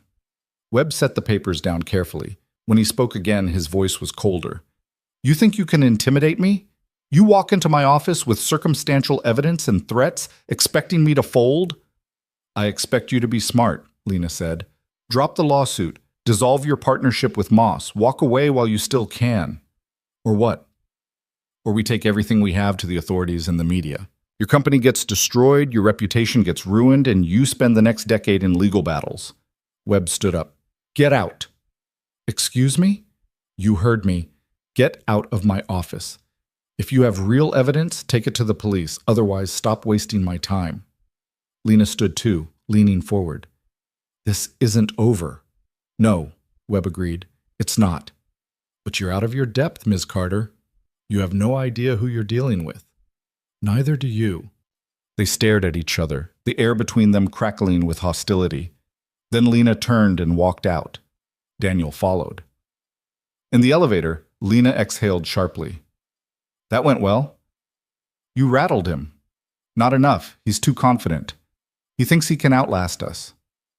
Maybe he can. If the FBI takes too long to build their case, then we build it ourselves. Lena pulled out her phone. I'm calling Reeves. I want Webb under surveillance. If he's planning something, I want to know about it. The elevator doors opened. They walked through the lobby and out to the waiting car. As they drove away, Daniel looked back at the Helios building, a sense of unease settling over him. He's not going to back down, Daniel said. I know. Which means he's going to escalate. I know that too. Lena, I'm not changing my mind, Daniel. We've come too far to stop now. Daniel wanted to argue, but he understood. She'd been fighting for this company since her father died, proving herself to people who didn't believe in her. Backing down now would mean losing everything. They drove in silence back to the safe house. When they arrived, the security guard met them at the door with a grim expression. We had a visitor, he said. Daniel's heart stopped. What? Someone tried to access the property an hour ago. Drove up to the gate, claimed they were delivering a package. Did you get a description? White van, no company logo. Driver was male, 30s, refused to give a name. When I told him to leave the package at the gate, he drove off. Did you call the police? Already done. They're sending a patrol to monitor the area. Daniel pushed past him into the house. Where's Lily? In her room with the other guard. She's fine. Daniel ran upstairs anyway, his pulse hammering. Lily was sitting on her bed, coloring, the second security guard standing by the door. Daddy! She looked up, smiling. Look what I drew. He knelt beside her, pulling her into a hug. She squirmed but hugged him back. Are you okay? He asked. Yeah, why wouldn't I be? No reason, I just missed you. She giggled. You were only gone a few hours. I know. He stayed with her for a while, listening to her chatter about the drawing, the movie she'd watched, the sandwich she'd made for lunch. Normal kid things, things that felt impossibly precious right now. When he finally went back downstairs, Lena was on the phone with Reeves, her voice sharp. I don't care if it's not enough for a warrant. Someone just tried to access a secure property where a threatened child is staying. That's attempted intimidation at minimum. She listened, her expression darkening. Fine. Then increase patrols. I want someone watching this house 24/7. She hung up, exhaling hard. What did she say? Daniel asked. The FBI can't do anything without more evidence. The van driver didn't break any laws. He didn't trespass, didn't make threats. He just drove up and left. That's insane. That's the law. Lena rubbed her face. But I'm not waiting for the FBI. I'm hiring private security, doubling the guards here, putting a team on Webb, another on Moss. That's expensive. I don't care. If they want to play dirty, so will I. Daniel wanted to tell her it wouldn't be enough, that people like Webb always found a way. But he kept quiet, because what else could they do? That night, Daniel couldn't sleep. He kept thinking about the van, about Webb's cold confidence, about the fact that someone knew exactly where they were hiding. He got up and checked on Lily 3 times, each time finding her peacefully asleep, oblivious to the danger circling around them. Around 2 a.m, his phone buzzed. A text from an unknown number. Nice house. Shame if something happened to it. Daniel's blood turned to ice. He immediately called Lena. They know where we are, he said when she answered. What? He read her the text. I'm coming back, she said immediately. No, stay where you're safe. I'm not safe anywhere, Daniel. Neither are you. We need to move you. Where? If they found us here, they'll find us anywhere. Then we end this now, tonight. How? I'm calling Webb. I'm offering him a deal. Lena, no. It's the only way. We give him what he wants, and he leaves us alone. He's not going to accept that. Then I'll make him an offer he can't refuse. What are you talking about? Meet me downtown in an hour. I'll explain then. She hung up before he could argue. Daniel stared at his phone, dread pooling in his stomach. Whatever Lena was planning, it wasn't going to end well. But an hour later, he was in a car heading back to the city, leaving Lily with the guards and hating himself for it. Lena had texted him an address, a restaurant, closed for the night. When he arrived, she was already there, standing outside with two of her security team. "What's the plan?" Daniel asked. "We're meeting Webb here. I told him I'm ready to negotiate." "And he agreed?" "He did, because he thinks he's won." "Lena, trust me." The restaurant door opened. Marcus Webb stepped out, flanked by his own security. He looked calm, almost amused. "Ms. Carter," he said, "you've had a change of heart?" "I'm ready to talk terms," Lena said. "I'm listening." "Drop the lawsuit. Publicly apologize for the patent claim, and I won't press charges for espionage." Webb smiled. "That's generous, but I have a counteroffer." "I'm listening." "Sell me your company, 50 cents on the dollar. I'll keep you on as a consultant for 2 years, then you walk away with enough money to retire." "No." "Then we have nothing to discuss." "What if I gave you something better?" Lena said. Webb raised an eyebrow. "Like what?" "Proof that Richard Moss has been embezzling from your company." That got his attention. "What are you talking about?" Daniel's pulse jumped. What was Lena doing? "Moss didn't just invest in Helios," Lena continued. "He's been siphoning money out of it through shell companies. Millions of dollars over the past 3 years. I have the financial records to prove it." Webb's expression went cold. "You're lying." "Am I?" Lena pulled out a flash drive. "It's all here. Bank transfers, shell company transactions, offshore accounts. Moss has been stealing from you the whole time." Daniel stared at her. He hadn't found any evidence of Moss embezzling from Helios. Where had this come from? Webb took the flash drive, his jaw tight. "If this is real, it's real. Check it yourself." He gestured to one of his security guards, who pulled out a laptop. They plugged in the drive and started scrolling through files. Webb watched over his shoulder, his face darkening with every passing second. "This is accurate," the guard said quietly. Webb's hands clenched into fists. He looked at Lena with something like grudging respect. "Why are you giving this to me?" "Because Moss is the real enemy. He's been playing both of us. He wanted your company to take down mine, then he'd sell you out and walk away with everything." Webb was silent for a long moment. Then he said, "What do you want in return?" "Drop the lawsuit, cut ties with Moss, and we both walk away." "You're asking me to let you off the hook for free." "I'm asking you to be smart. If you keep fighting me, we both lose. Moss wins. But if we stop now, we can both survive." Webb studied her, calculating. Daniel could see the gears turning in his head, weighing options, measuring risk. Finally, Webb said, "I'll drop the lawsuit, but I want something in writing, a non-disclosure agreement. You don't go public with any of this." "Done. And I want Moss." "He's all yours." Webb extended his hand. "Deal." Lena shook it. "Deal." They stood there in the empty restaurant parking lot, two enemies turned temporary allies, bound by mutual hatred of the man who'd betrayed them both. Webb left first, taking the flash drive with him. Lena watched him go, then turned to Daniel. "Where did you get that evidence?" he asked. "I didn't. I made it up." Daniel's eyes widened. "What?" "The files on that flash drive are fabricated. I created fake bank records showing Moss embezzling from Helios." "Lena, that's the only way to turn Webb against Moss. They're partners now, but the moment Webb thinks Moss is stealing from him, he'll destroy him. And when Webb realizes the evidence is fake, he won't. I made it good enough to pass a surface-level audit. By the time anyone digs deep enough to find the inconsistencies, the lawsuit will be dropped, and Moss will be ruined." Daniel stared at her, torn between admiration and horror. "That's illegal. So is corporate espionage. So is threatening a child.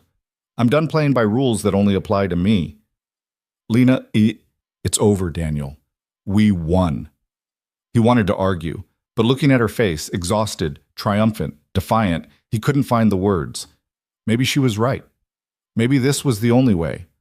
Or maybe they just made everything worse. The lawsuit was officially dropped 3 days later. Webb's lawyers filed the motion without explanation, citing new information that renders the claim moot. The business press speculated wildly. Settlement rumors, backroom deals, corporate intrigue, none of them came close to the truth. Daniel watched the news from the safe house. Lily curled up beside him, watching cartoons on her tablet, oblivious to the fact that her life had just gotten safer. He should have felt relief. Instead, he felt hollow. Lena had won by lying. She'd fabricated evidence, manipulated an enemy, and gotten exactly what she wanted. And Daniel had stood there and let it happen. His phone rang. Lena. "Did you see?" she asked. "Yeah. We did it." "You did it," Daniel corrected. "I just watched." "Don't do that. Don't downplay your part. None of this happens without you." "I didn't fabricate evidence." Lena was quiet for a moment. "Are you angry with me?" "I don't know what I am." "Daniel, you crossed a line, Lena. You know that, right? What you did wasn't just legally questionable. It was necessary," she finished. "It was necessary. Webb wasn't going to back down. Moss wasn't going to stop. They were coming after us, after you, after Lily. I did what I had to do." "There's always another way." "Not this time. Not when people I care about are in danger." Her voice softened. "I don't regret it. I'd do it again." Daniel rubbed his face. "What happens when Webb figures out the evidence is fake?" "He won't. He's too busy going after Moss. I got a call this morning from someone on Helios's board. Webb fired Moss as an investor and is suing him for fraud. Moss is scrambling to defend himself. He doesn't have time to think about us." "So we just get away with it?" "We get to survive. That's not getting away with it. That's winning." Daniel wanted to argue, but he was too tired. "Can we come home now?" "Give it another week. Let things settle. I want to make sure there are no loose ends." "A week. I promise. And Daniel, thank you for everything." She hung up before he could respond. Daniel set the phone down and looked at Lily, who was giggling at something on her screen. She looked happy, safe. That was supposed to be enough. So why did it feel like he'd lost something along the way? The week passed slowly. Daniel and Lily fell into a strange routine at the safe house. Breakfast together, homeschooling in the mornings, walks around the property in the afternoons with security trailing behind. Lily stopped asking when they could go home, which somehow made it worse. Lena visited twice, both times bringing gifts for Lily, a stuffed animal, a puzzle, a book about space. She was trying, Daniel could see that, trying to make this situation less terrible for a kid who didn't deserve any of it. On the second visit, after Lily went to bed, Lena and Daniel sat on the back porch. The night was cool, stars visible beyond the trees. "I've been thinking," Lena said, "about what you said, about crossing lines. You don't need to, let me finish." She turned to look at him. "You were right. I did cross a line, and I'd do it again, but that doesn't mean I don't understand what it cost." "What did it cost?" "Your trust, maybe. Your respect." She paused. "I've spent 2 years fighting to prove I deserve to run this company. That I'm not just my father's daughter, that I earned this position. And I have. But somewhere along the way, I started thinking that winning was all that mattered, that the ends always justified the means." "Do they?" "I don't know anymore." Lena leaned back against the railing.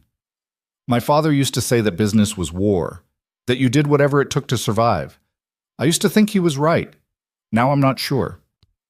Daniel was quiet for a moment. "My wife used to tell me that the choices we make in crisis define who we are.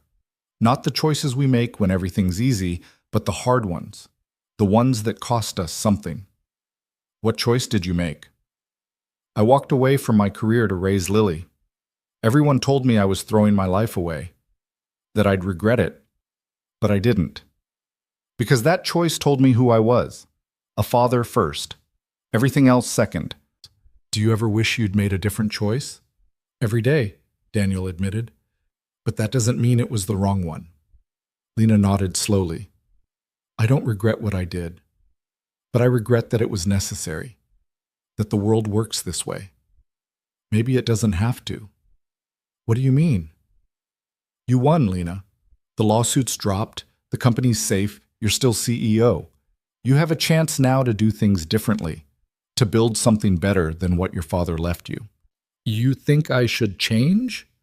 I think you should decide what kind of leader you want to be, and then be that person, regardless of what anyone else thinks. Lena looked at him for a long moment. You're a good person, Daniel Hayes. I'm really not. Yeah, you are.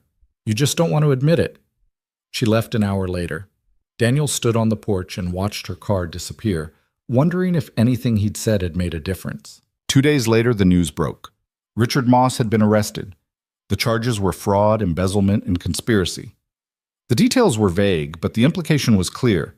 Moss had been stealing from multiple companies over several years, using shell corporations to hide the money. Daniel knew the truth. Webb had used Lena's fabricated evidence to build a case against Moss, probably adding real evidence of his own once he started digging. Moss was guilty of plenty: corporate espionage, conspiracy to commit fraud, threatening witnesses. But the specific charges he was facing now were based on lies, and Daniel had helped make those lies possible. His phone rang. Agent Reeves. Mr. Hayes, I wanted to update you on the case, she said.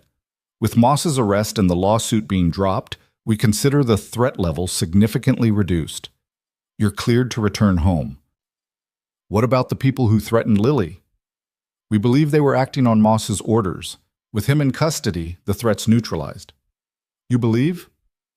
We're confident, Mr. Hayes, but we'll continue monitoring the situation. If anything changes, we'll let you know immediately. It wasn't the guarantee he wanted, but it was the best he was going to get. Okay, thank you. One more thing. We're still investigating the corporate espionage angle. We may need you to testify if this goes to trial. I'll do whatever you need. After they hung up, Daniel told Lily they were going home. She cheered, already running to pack her things. Daniel followed more slowly, feeling like he was returning to a life that didn't quite fit anymore. They moved back into the apartment the next day. Everything was exactly as they'd left it. Dishes in the sink, Lily's drawings on the fridge, the laundry basket still half full. It should have felt normal. Instead, it felt like walking into someone else's life. Lily didn't seem to notice. She was thrilled to be back in her own room, sleeping in her own bed, seeing her friends at school. Within a week, it was like the safe house had never happened. Daniel wasn't so lucky. He kept checking the windows, startling at unfamiliar cars on the street, double-checking the locks before bed. The threats might be over, but the fear lingered. Work was awkward. Tom welcomed him back with a grunt and a comment about finally getting back to real work. The other facilities staff asked vague questions about his consulting project, but Daniel kept his answers brief. The less people knew, the better. Lena called him a week after they returned home. "How are you settling in?" she asked. "Fine. Lily's happy to be back." "And you?" "Still adjusting." "I wanted to talk to you about something. Can you come by the office tomorrow?" "Why?" "Just come, please." Daniel agreed, curious despite himself. The next day, he took a long lunch and headed to Lena's office. She was waiting for him, looking more relaxed than he'd seen her in weeks. "I have a proposal," she said as soon as he sat down. "I'm not interested in more consulting work." "It's not consulting. It's a job. Head of legal affairs." Daniel blinked. "What?" "I'm restructuring the legal department. I fired half of them after this mess. The ones who missed the provisional patent, who didn't catch Klein's espionage, who didn't see Moss's conflict of interest. I need someone who actually knows how to think." "Lena, I haven't practiced law in 6 years." "So? You solved a case my entire legal team couldn't crack.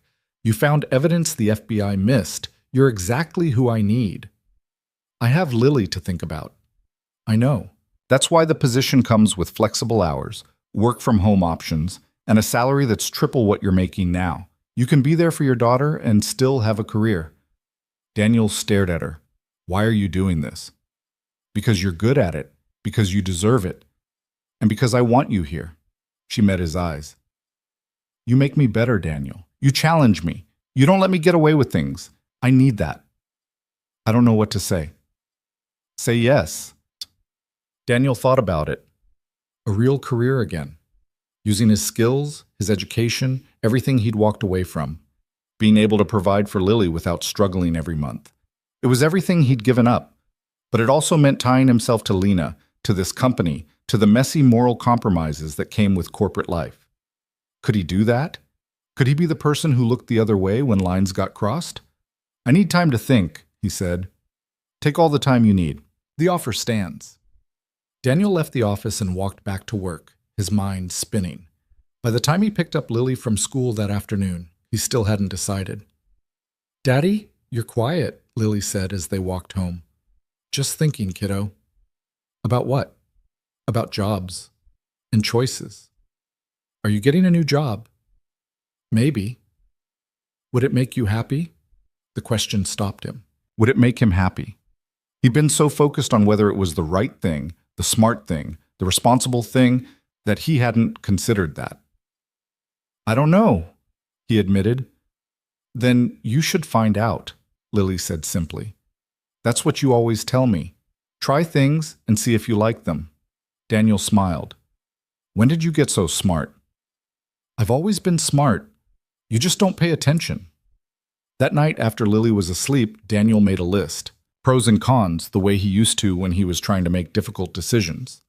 Pros: better salary, meaningful work, using his skills, providing for Lily's future, working with someone who challenged him.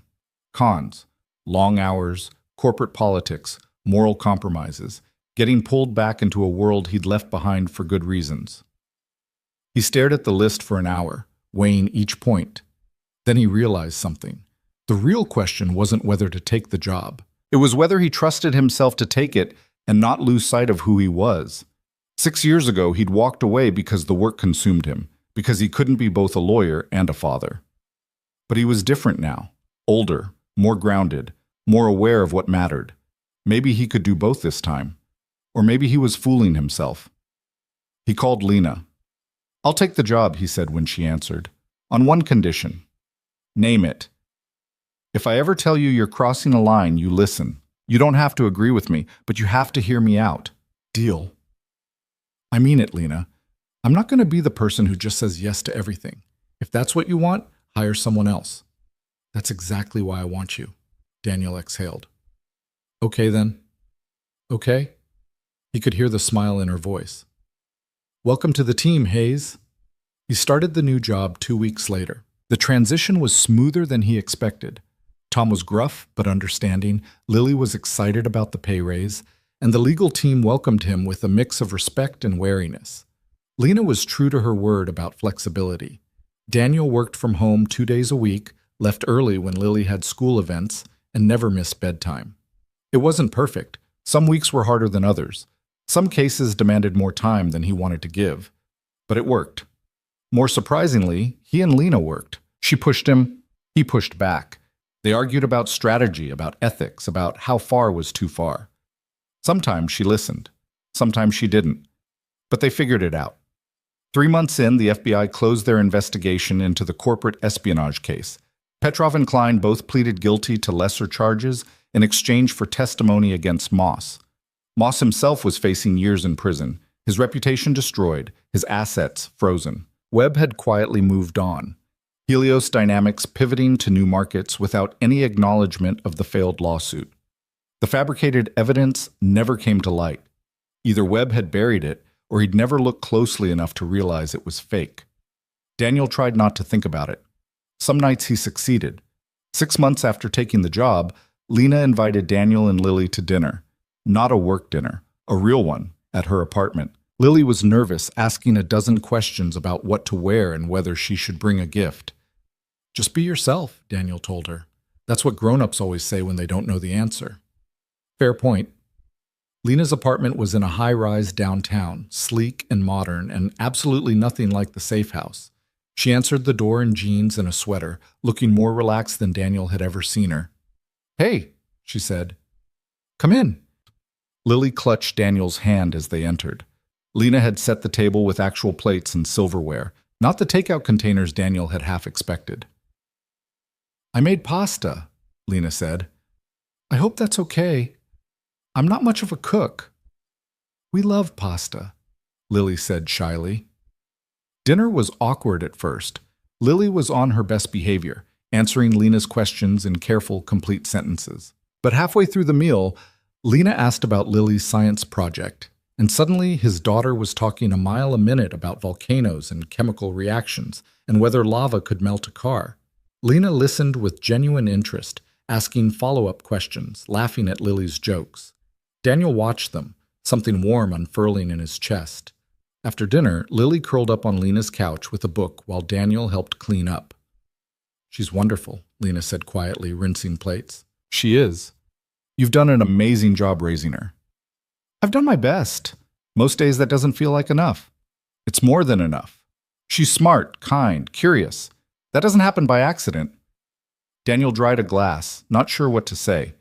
Compliments about his parenting always made him uncomfortable, like he was being praised for doing something that should be automatic. "Can I ask you something?" Lena said.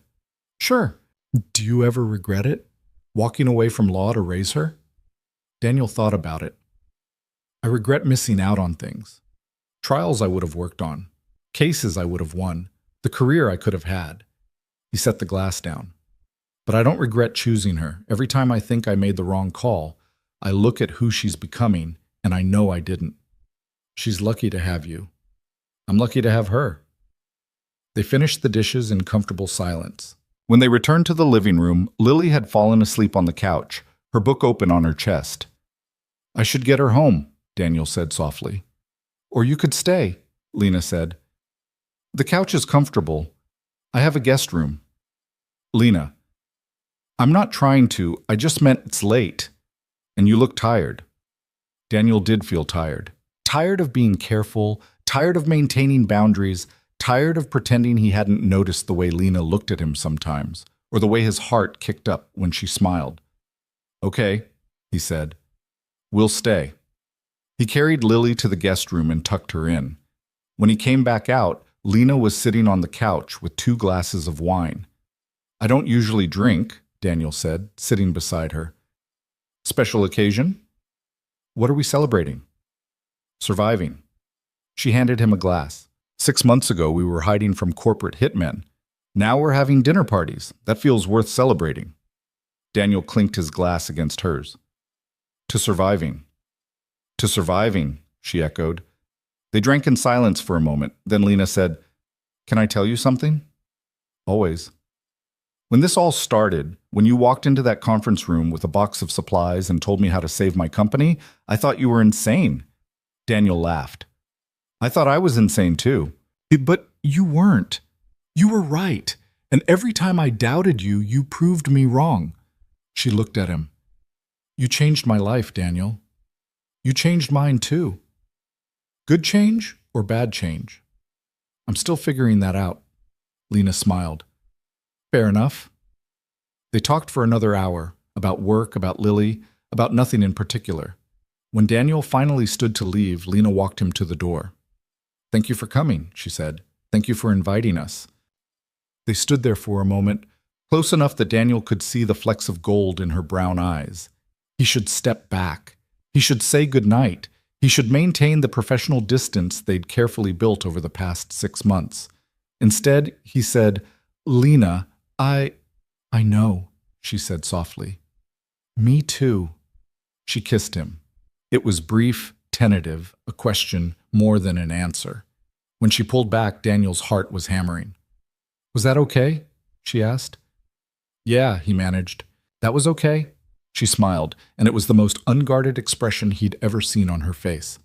"Good night, Daniel." "Good night." He drove home with Lily asleep in the back seat, his mind replaying those few seconds on loop. He shouldn't have let it happen. There were a dozen reasons why getting involved with his boss was a terrible idea, but he couldn't bring himself to regret it.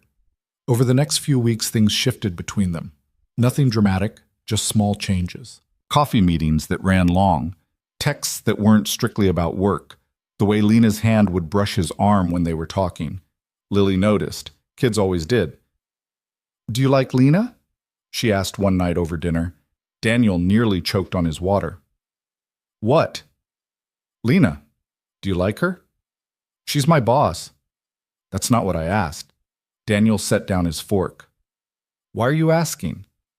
"Because you smile more when you talk about her, and you get all weird when she texts you." "I do not get weird." "Yes, you do. You check your phone like 100 times." Daniel sighed. His daughter was too observant for her own good.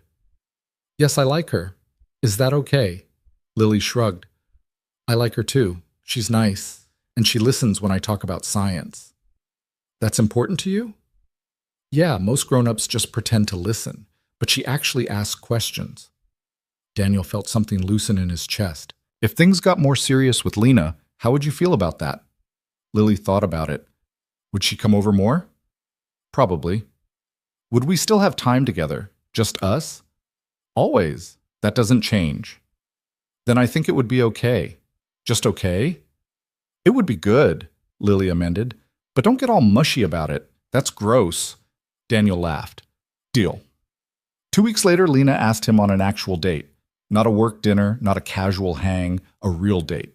They went to a restaurant neither of them could really afford, and they talked about everything except work. It felt normal. It felt right. On the second date, Lena met them at a park where Lily was playing soccer. She cheered from the sidelines and afterward bought them ice cream. Lily monopolized the conversation, telling Lena about every goal, every near miss, every moment of the game. Lena listened like it was the most important thing in the world. By the third date, it felt less like dating and more like something inevitable, like they'd been heading toward this since the moment Daniel walked into that conference room. I don't want to rush this, Lena said one night, sitting in Daniel's tiny living room while Lily slept down the hall. But I also don't want to pretend this isn't serious. What is it? Daniel asked. You, me, this. She gestured between them. I'm falling for you, Daniel, and I think you're falling for me too. I am, he admitted. But this is complicated. You're my boss. I have a daughter. We work together every day. If this goes wrong, then we'll handle it, like we've handled everything else. She took his hand. I'm not saying it'll be easy, but I think it's worth trying. Daniel thought about all the choices he'd made. Walking away from his career, raising Lily alone, taking Lena's job offer, letting himself fall for someone who'd started as a stranger. None of them had been easy, but they'd all been worth it. Okay, he said, let's try. 6 months later, Lena moved into their apartment. It was cramped. 3 people in a 2-bedroom space meant for barely 2, but they made it work. Lily loved having Lena around, and Daniel loved watching them together, building the kind of relationship he'd never thought his daughter would have. A year after that, they bought a house. Nothing extravagant, just a 3-bedroom place with a yard where Lily could play, and a porch where Daniel and Lena could sit on summer nights. The company thrived. Lena proved the skeptics wrong, growing revenue, expanding into new markets, building something her father would have been proud of. Daniel built the legal department from the ground up, creating systems that actually worked, hiring people who cared about doing things right. They still argued. Lena still pushed boundaries and Daniel still pushed back, but they'd learned how to fight without destroying each other, how to disagree without losing respect. Some nights Daniel would lie awake and think about how close they'd come to losing everything. If he hadn't overheard that meeting, if Lena hadn't listened to him, if Webb had won, if Moss had succeeded. But they hadn't lost. They'd won. Not perfectly, not without cost, but they'd won. One evening, 2 years after everything started, Daniel stood on their back porch watching Lily chase fireflies in the yard. Lena came out and wrapped her arms around him from behind. What are you thinking about? She asked. How lucky I am. That's sappy. It's true. She rested her chin on his shoulder. Do you ever regret any of it? The choices we made? Daniel thought about the fabricated evidence, the lies they'd told, the lines they'd crossed. He thought about the fear, the threats, the nights he couldn't sleep. I regret the things we had to do, he said finally, but I don't regret where we ended up. That's the most diplomatic answer I've ever heard. I'm a lawyer. It's my job. Lena laughed. They stood there watching Lily play until the fireflies disappeared and the stars came out. Inside, dinner was waiting, the table already set. Tomorrow there would be work, meetings, 1,000 small crises to manage. But tonight, there was just this. A yard, a house, a family they'd built from broken pieces. It wasn't the life Daniel had planned. It wasn't the life he'd expected. But standing there with Lena's arms around him and his daughter's laughter in his ears, he knew it was the life he was meant to have. Some victories came from following the rules. Others came from knowing when to break them. And the hardest ones came from learning to live with the choices you made along the way. Daniel had learned all 3. And in the end, that was enough.